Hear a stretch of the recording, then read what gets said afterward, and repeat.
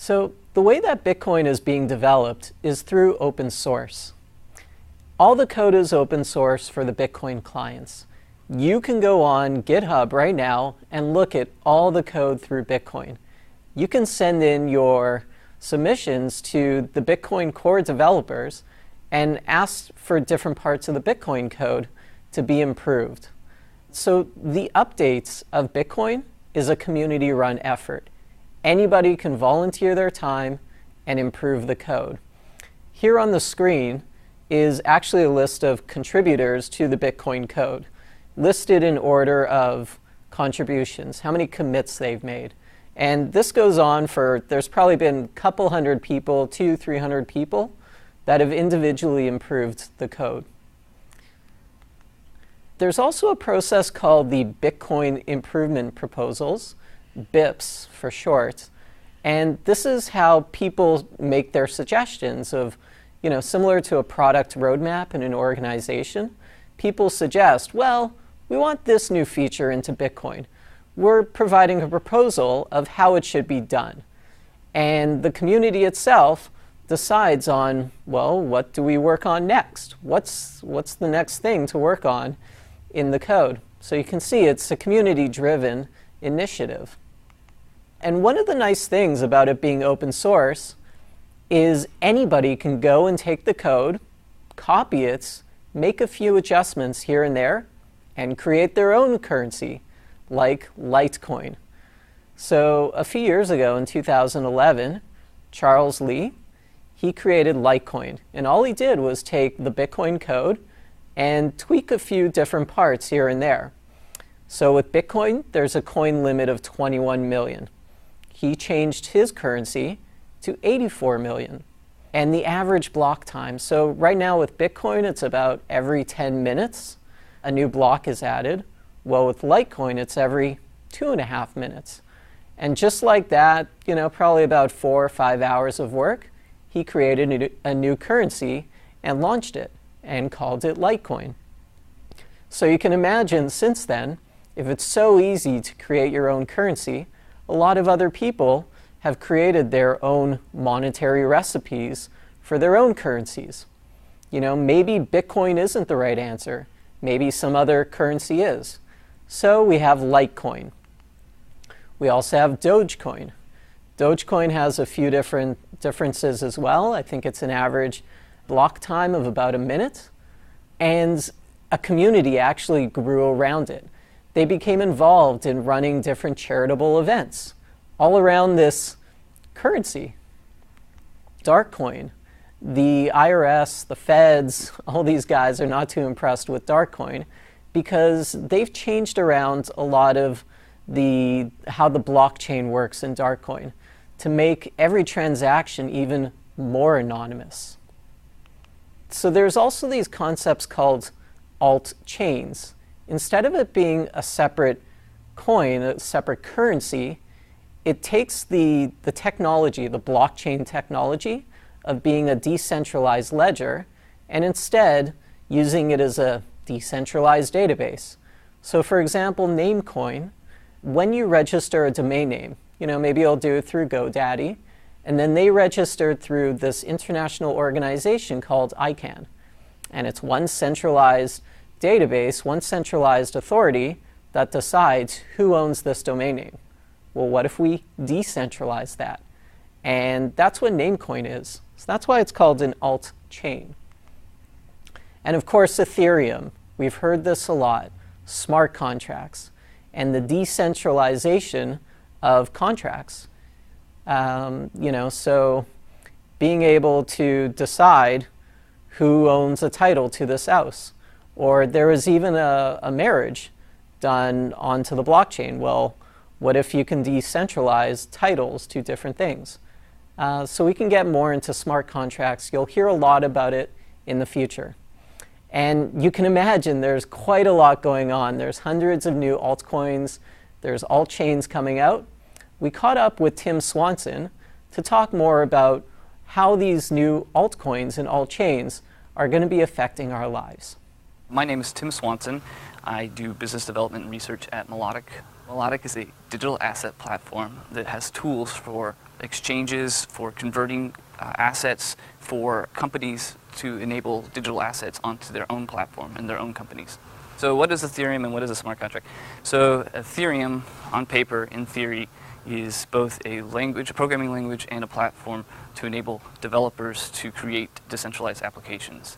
And depending on what phase they are talking about, they also hope to do, for example, compute and storage. Just so the audience understands what a smart contract is, it's a tool, it's an algorithm, it's a protocol to enable human interactions without humans, essentially. At least in this Bitcoin world, we're talking about bilateral exchange of contracts that can execute their own terms, so it bypasses the need for supposedly a middleman. The reason why you have a lot of different altcoins, there's three primary reasons, and I don't think that these will ever go away because they're economic incentive issues. The first is ASIC depreciation. So the way mining, at least hash-based proof-of-work mining works with most of these chains is you have, at least SHA and now script-based, is you have a little machine that only has a profitability window for about 3 to 4 minutes. What that means is it has a certain amount of labor, it's fixed labor, but then the rest of the network is adding competitive labor force, if you will, right, to extract this unit of coin. And what happens is, at least what's happened in the last 4 years with Bitcoin essentially is you've had this gigantic S-curve, if you will. That's actually what it is. It's technologically an S-curve in hash rate. And we're actually seeing right now with price, for example, difficulty rating staying the same because you've had this equilibrium taking place between what is capable of the hash rate versus what is actually economically viable to actually extract. Anyways, the idea is if you have these labor units and they're no longer profitable, what do you do with them? So you either sell them to someone else who thinks they could be profitable with them, or you make your own altcoin, which can still use that. And as a result, I think what we'll find once lawsuits take place and subpoenas take place is some of these altcoins that were kind of scammy were essentially backed by miners themselves. The second reason that we have all these alts is because there's no one to pay developers, period. Like, Bitcoin itself is just basically a public goods problem. There's no CEO to either fire you, but there's also no CEO to hire you and pay you to actually develop on the protocol. So as a result, if you have scarce talent, who's going to pay you to actually work on it? Well, these developers that know how to do this stuff, they're like, well, I can make an alt, pay myself with some of the coin. And so there's always going to be that incentive. And the third reason that we have altcoins is because with Bitcoin itself, you basically have had a plateauing of features that have been integrated because nobody wants to damage the protocol accidentally and destroy those assets. So what's happened is they've effectively outsourced all the innovation to these alt chains. So Litecoin, it was created in October 2011 by a guy named Charlie Lee, who's now actually over at Coinbase. He was a Google engineer at the time, and the two biggest differentiations with Litecoin is Charlie basically changed the block timing from 10 minutes. It's actually, there's no such thing as 10 minutes. It's actually a bell curve because it's an inhomogeneous Poisson process. So on average, it's 10 minutes. With Litecoin, it's 2.5 minutes. And so that means there's 4 times basically created because he uses the same exact reward schedule. So it'll be 84 versus 21 million created in the long term. The second thing is he used a different type of hash function for the proof of work.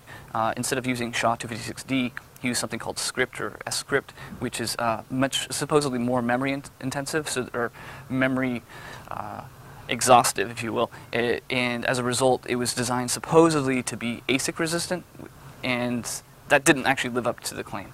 But Charlie spent apparently a few hours just tweaking the code, organizing it, and then he launched it. Darkcoin incorporates something called CoinJoin in a feature called DarkSend. CoinJoin was created last year in 2013 by Greg Maxwell, and he wanted to create a way to mix coins to remove the linkability of history. So essentially, you have some kind of anonymity built into it, so that way people can't find what you bought previously, can't see where that asset came from. So Darkcoin incorporates this thing called DarkSend, which is CoinJoin. And the reason governments don't like this is because they want to actually be able to trace with anti-money laundering laws the flow of funds. So you see this happening, especially in the headlines today about AML KYC compliance in the space. Maxcoin is named after a guy named Max Kaiser, who's a New York resident living in London who has a whole lot of hyperbole on his TV show on Russia Today. And so he just says, he's like Zero Hedge on TV, basically. He just says stuff to get people's attention. And he created this coin. It was launched in early February. And it used a different hash function called Kachek, which was approved a couple years ago during some contest with NIST. Anyways, the idea with that was, this could be another for the people coin because it could be CPU mined only. But if you actually look at how it was released and developed and stuff like that, it looks like a classic pump. I'm not saying that was their intention. Maybe it was. I don't own any, and obviously there's a lot of bag holders, if you will, left holding those assets. I know that they're still supposedly developing. His Twitter feed's active, or the MaxCoin Twitter feed's active. And if you actually look at the hash rate, it continues to fall. So what is Dogecoin? How did it become a charity coin? Okay, so started back early December last year in 2013. Billy Marcus, and he's a programmer in Oregon, and he was kind of joking around apparently on social media along with Jackson Palmer. They were talking about this idea of taking this meme, this Doge, which is, if the viewers aren't familiar, there's this dog called a Shiba Inu that's really cute, but had this particular face, and it became this internet sensation, this meme. And so what Jackson basically did is he created this website, Dogecoin.com. He made put this cartoon version of it on top of a coin, and then Billy actually coded it together. They wanted to have this fun currency that wasn't tied to Bitcoin's sordid history with Silk Road and stuff like that. And what ended up happening is it took off for whatever reason, and I actually would call it a traction channel coin. And the reason I would call it this is because what's happened with Bitcoin and Litecoin is they've essentially saturated the demographic, the certain clientele that actually want that particular coin for ideological reasons or whatever. So, and you see this on social media. It's the interest and awareness of those coins have continue maybe to grow, but adoption is completely flatlined. And conversely, Dogecoin, at least during this time frame, or this past winter and spring, it attracted some new people, including women. Like when I bring my wife around to meetups and stuff like that, she's usually the token female. And what Dogecoin did, and this is how I described it. I have a friend who works in the financial district up in San Francisco, and he's like, so what is Dogecoin? I was like, well, imagine if you went to a bar and you're with your friends, and one of your friends helps you, talk with these women. He's kind of your wingman. And he's like, oh, so Dogecoin, since it brings new demographics to these conventions, it's the wingman currency. And so I'm not sure if I'd call it that, but I would definitely call it a traction channel currency, because if you look at each of these chains as a type of startup, they need to attract adoption and users. And Doge was able to do that, and they did that through 3 different fundraising events. The first one was the Jamaican bobsled team. They held a fundraiser. The community donated some money to send the Jamaican bobsled team to the Winter Olympics. The second one was some people from the Dogecoin Foundation did a fundraiser for a project in Kenya for a water project. It was called Doge for Water, and they raised, I think it was like $15,000, somewhere around there. And then the third one was this past spring around May. There was a fundraising effort to sponsor a NASCAR at Talladega, and the driver was Joss Wise. And anyways, they raised enough money to get their logo and stuff like that on this car in front of new people. What is Megacoins and what is proof of sweat? Yeah. So apparently, according to one article on CoinDesk, there was 3 Serbian guys who put together this project, and it was actually, if you look at the Twitter feed, it was actually tweeted back in July, but didn't catch anyone's attention until August. And that's this year, 2014. The idea was this: you download an app on your phone, and you walk around all day. And what this does is, after you've walked around all day, you sync up with their server, and they'll give you up to 10 coins. And so the idea was it's supposed to incentivize people to move around and create sweat, proof of sweat. Right. But there's 2 drawbacks to this. Number one, it can be gamed. Basically, people apparently put them on their washing machine or dryer, and it's continuously moving. I'm not sure if I'd want to put it on my dryer, obviously, because of the heat. But the other issue then is it's centralized. We don't know the distribution. Like, are they keeping a lot of coins for themselves? Will they cheat you with the amount of coins? So it's a fun new way of trying to actually integrate proof of work with a proof of work. So yeah, what are people doing with altcoins? Based on the actual blockchain behavior, they buy, sell on exchanges, typically just to hodl or hodling. That's just to store forever, essentially. And then some use them as mixing coins, essentially. They'll throw Bitcoin in one exchange and then take Litecoin out, making it difficult for law enforcement. Why did these people get married on a blockchain? So there was a project called Bitnation, and one of the advisors to the project was a guy named David Mondras, and to kind of build up PR and hype for it, he got married to his existing wife. They've already been married for. So what they were trying to show is, hey, this blockchain can be used for permanence, for time stamping of events. Proof of work, or at least hash-based proof of work, what we're used to in this community, requires certain resources. So the idea of creating this hash rate, this proof that you are working through hash rate, is to prevent Sybil attacks from taking place. It's to make it economically expensive to attack the network and create a double spend. That costs real resources. Proof of stake was invented or came up with by a guy named Quantum Mechanic in July 2011, and then Manny Rosenfeld. And the idea was, hey, we could reduce the capital cost required to secure this network by a different method. And their actual designs were actually a hybrid of proof of work and proof of stake. And to give you an example of kind of how proof of stake works, let's look at NXT. Again, I'm not necessarily endorsing the project, but the idea is this: anyone who actually has coins in their client, it's called stake, essentially. You have stake in the network, and the more stake you have, the higher chances you have of being the next validator, if you will. So like every minute, the network basically assigns somebody to be the next validator of the blocks. Yep. And what happens is that actually, since everyone on the network knows who's going to be next, they don't need to have, in theory, as much security on the network. You don't need to have this massive hash rate to prevent Sybil attacks.